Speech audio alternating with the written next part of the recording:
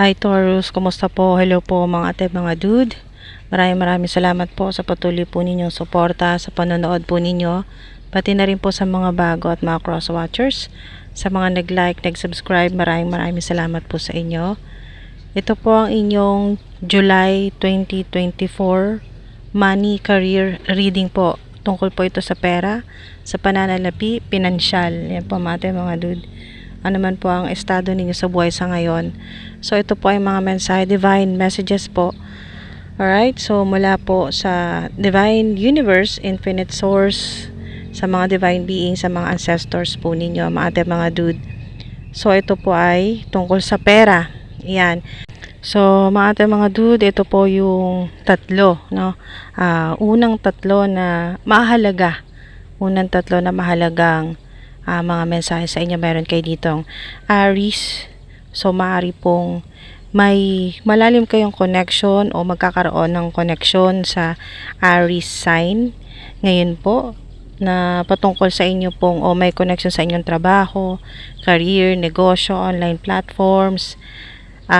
Aries, meron din po ditong Mercury, okay, planetang Mercury, yung lakas ng impluwensya po ng planetang ito, no, ng Mercury sa inyo pong pananalapi. Yan, sa pera, sa trabaho, career.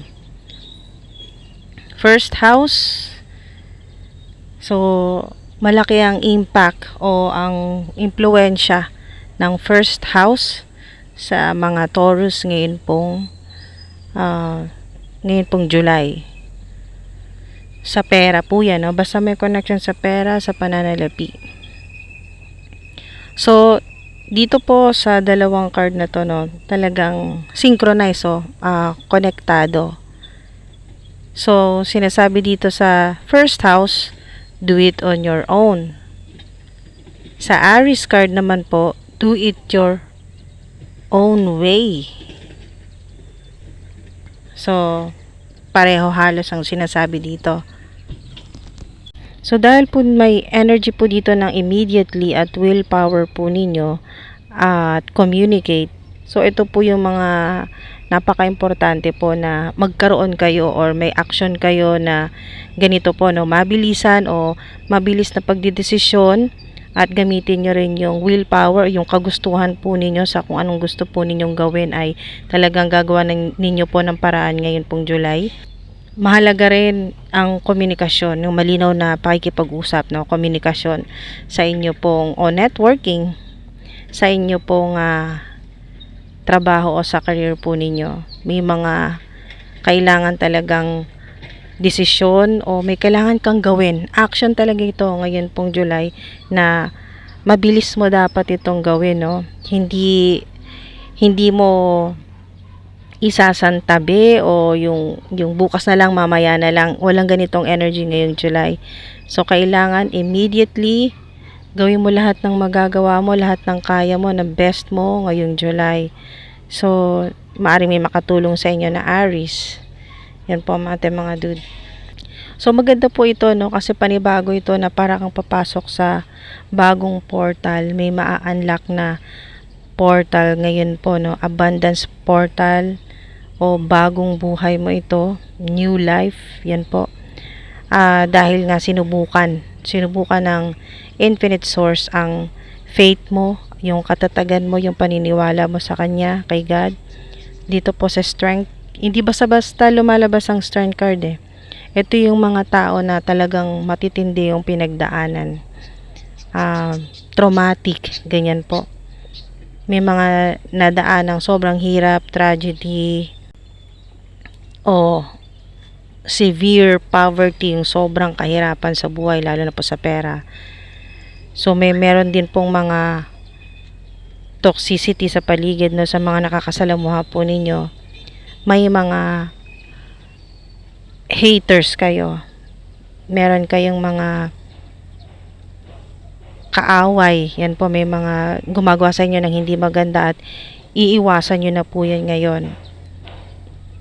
Pagkatapos po ninyong makaiwas sa mga ganyan pong narcissistic o talagang masasamang intention sa inyo, ito po yung sinasabi ng world card na maa-unlock na portal pala ito ng abundance, no? New timeline ito mga dude. Abundance timeline. Wow. Abundance. So lahat na po yan mga dude, no? Iba't ibang paraan ng infinite source paano mo matatanggap ito pong prosperity, abundance. Kung nakikita nyo po madalas, no, 888, kung may makita po kayong 888, sign din po yan na reading mo ito, para sa iyo ito, itong abundance, hindi nagkataon lang na napanood mo ito. So, yung sinasabi dito na remain positive, kahit ano man yung sitwasyon mo ngayon, yung sobrang parang gusto mo nang sumuko, sobrang hirap na hirap ka na sa buhay mo, parang ayaw mo nang magpatuloy, yan po, kung ikaw yan, confirmation na ikaw itong makakatanggap ngayon ng abundance, prosperity, wealth. Yan po. So, remain positive. Ibig sabihin na may effort ka rin dyan. Yung pagiging positibo, optimistic, napakahirap niyan. Lalo na, mga dude, hindi madaling sabihin na mayaman ka. I am abundant, I am a millionaire. Pero, sinasabotahe ito mismo ng sarili mo, ang kalaban mo, sarili mo, na sasabihin mo sa universe na, thank you God, I am abundant, I am a millionaire. Pero sa kabila ng yung ganyan po na sitwasyon po ninyo, naisip mo na, paano magiging millionaire, paano magiging abundant, napakarami mong bayarin, napakarami mong utang, napakarami mong problema, kasalukuyan hirap na hirap ka, panggastos mo hindi mo alam kung saan mo kukunin, pambayad mo sa tuition, pambayad mo sa mga bills. So, dun na. Ito na yung sinasabing pinapaalala sa inyo na remain positive kahit na napakahirap ng sitwasyon mo ngayon. Sobrang hirap. Hindi ma-explain yung hirap kasi kulang yung pag-iyak Hindi sapat yung pag-iyak kasi pag tapos mo umiyak, ganun pa rin ganun pa rin yung problema. Naisip mo na wala talaga kahit magdasal ka. Naisip mo yun nagdasal ka pero wala pa rin nagbabago. Napakahirap pa rin ang sitwasyon at habang tumatagal, mas lalo pang humihirap.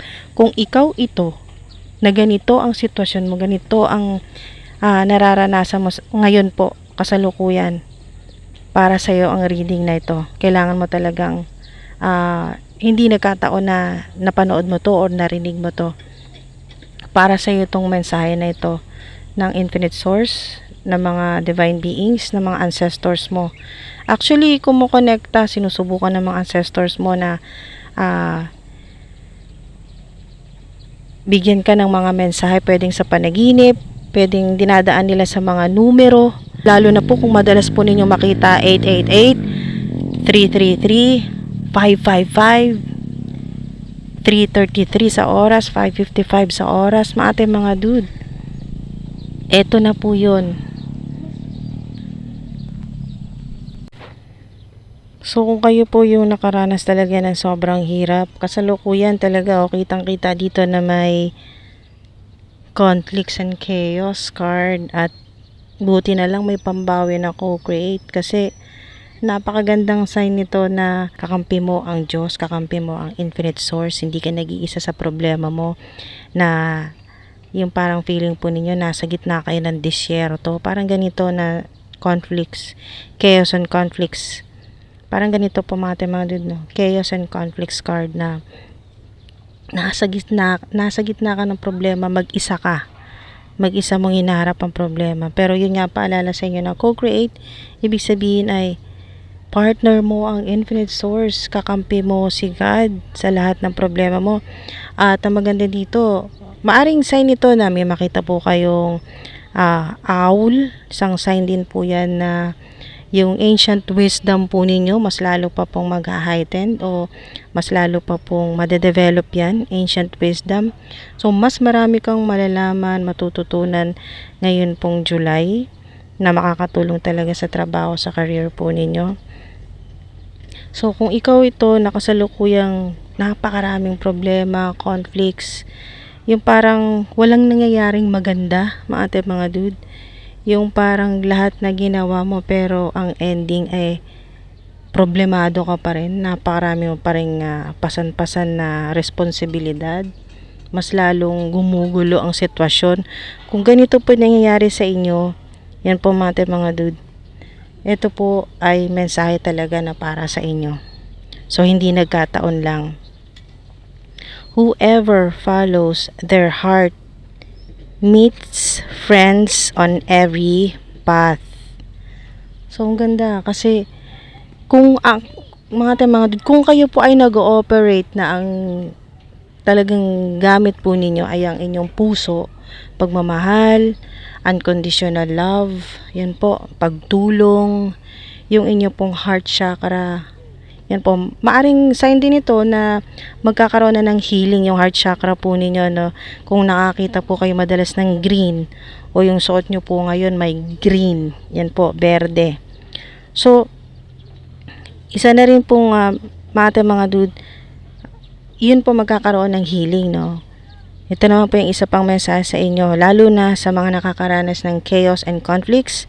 Whoever releases the old has the best conditions to receive new possibilities in their life. So ito yun, yung lahat ng yan po, junk, yan po mga basura, lahat ng mga problema, yan po, yung hindi magagandang nangyari sa past na bagahe na dala-dala mo pa, bit-bit mo pa hanggang sa ngayon, sa kasalukuyan. Kaya napakarami mong pasan kasi yung iba na dapat hindi mo na pinapasan hanggang ngayon ay dala-dala mo pa. So ito yung pinapatapon sa iyo ng infinite source ni God, no, ng mga divine beings, ng mga ancestors mo. Mensahe sa iyo na yung mga basura sa buhay mo, junk, ayan po, yung mga hindi na nakakatulong, walang pakinabang, ay itapon mo na. Lalo na yung past na mga traumatic experiences. Pay yourself first. Wow, napakaganda naman sa po sa inyo ng mga ancestors po ninyo, no? Kayod ka ng kayod, trabaho ka ng trabaho. Kung pwede lang gawin mo ng umaga ang gabi. Ayan po. So, make yourself your most important financial obligation by setting aside a portion of your income every time you are paid. This loving form of self-care ensures that you'll have savings to invest in your present and your future. So, mga dude, itong future, hindi ito yung sobrang tagal na, no? Yung mga susunod na ilang dekada, hindi po. Ito po yung medyo malapit-lapit, katulad ng future, mga susunod na buwan, ganyan po, immediate future po yan.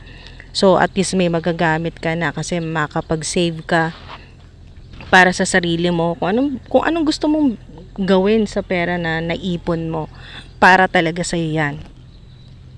So, konting bawas sa inyo pong sweldo para naman po sa sarili po ninyo, savings.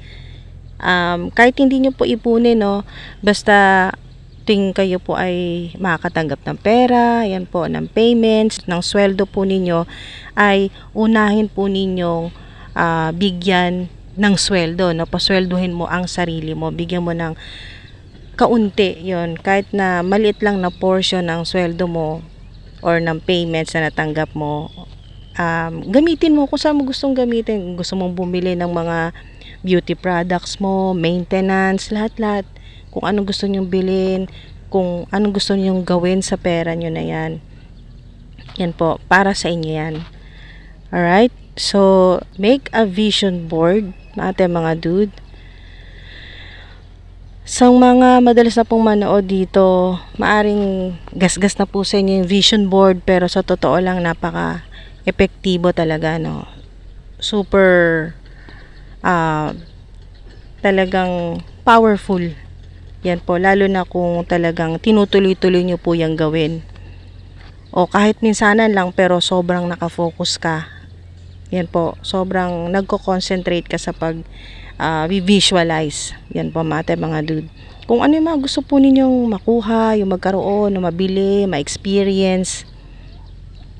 So, mga dude, napakaganda ng vision board. Yan po. pwede nyo po yan subukan sa mga hindi pa po nakakagawa ng vision board o pag-visualize ng abundance, kasi may abundance card kayo eh. Matik mga ating mga dude na napakaswerte po ninyo ngayon pong July, sa pera, sa trabaho, sa career. Kung walang trabaho, magkakaroon. Kung mababa ang sweldo, madaragdagan ng sweldo. O kung hindi po ma-promote, walang dagdag, mga ating mga dude ay kayo naman po ay magkakaroon ng iba pang pagkakitaan, may additional income. So, madalas nyo po makita ito, no? 333, 33, 333. So, pwede nyo po yan i-search kung ano po yung meaning. Yan po, marami pang meaning yan. Kahulugan na naayon sa kung ano yung gusto po ninyo malaman tungkol sa inyong sarili, sa mga ancestors po ninyo, sa spiritual gifts po ninyo, at kung anong connection ito sa abundance po ninyo na matatanggap ngayong July. Kasi pansinin nyo, 33 ito, conflicts, chaos and conflicts card. Make a vision board, 33. Ito pong world card ay number 3.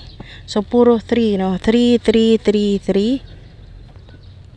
So maaring talagang significant sa ilan na madalas nyo pong makita ngayon yan, ngayong July. So, confirmation po yan na kayo po ay matatamasa nyo po itong abundance, prosperity. Yan po, abundance timeline. New timeline na infinite na po ito.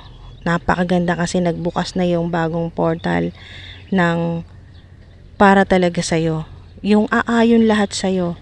Lahat ng gusto mo, hindi mo hahanapin. Ikaw ang hahanapin. Ikaw ang sasadyain ng abundance, ng swerte, ng pera. Yan po, lalo na kung ngayon po magsisimula kayo na itapon na yung mga hindi na kailangan sa buhay, lalo na yung mga junk o yung basura, yung mga problema, i-let go nyo na po yan. Mga mga dude, mag-focus kayo sa yung pong paniniwala na hindi ka pinababayaan ni God. Kahit anong mangyari, pagising mo, okay ka pa eh. Nagising ka pa. So, dun pa lang, napakaganda, napakalaking blessing na nun. So, mga dude, may mga ancestors po kayo. Si God, mahal na mahal ka ni God, ang infinite source. Lahat ng kailangan mo, ipoprovide, isusupplyan sa'yo. Walang limitasyon yan kasi ang abundance ay infinite abundance. Maring sa ilan ay makita po kayo ng yung mga banderitas, yung pang fiesta, sign din po yan ang abundance po ninyo na napakaswerte po ninyo. Ngayon pong July sa pera. O yung rainbow sa ilan, yun po, makita kayo ng kabayo. O lalo na kasi significant ang 3 o 3 kabayo, makita po kayo. Kahit saan nyo po makita, no, 3 kabayo, pictures, videos, o yung talagang totoong kabayo, makita po kayo 3 kabayo. Nako po, sign po yan na talagang para sa iyo talaga itong mensahe na ito ng infinite source ng mga divine beings sa mga ancestors mo. Maraming salamat po mga dude. Ingat po kayo. Thank you, thank you, thank you po.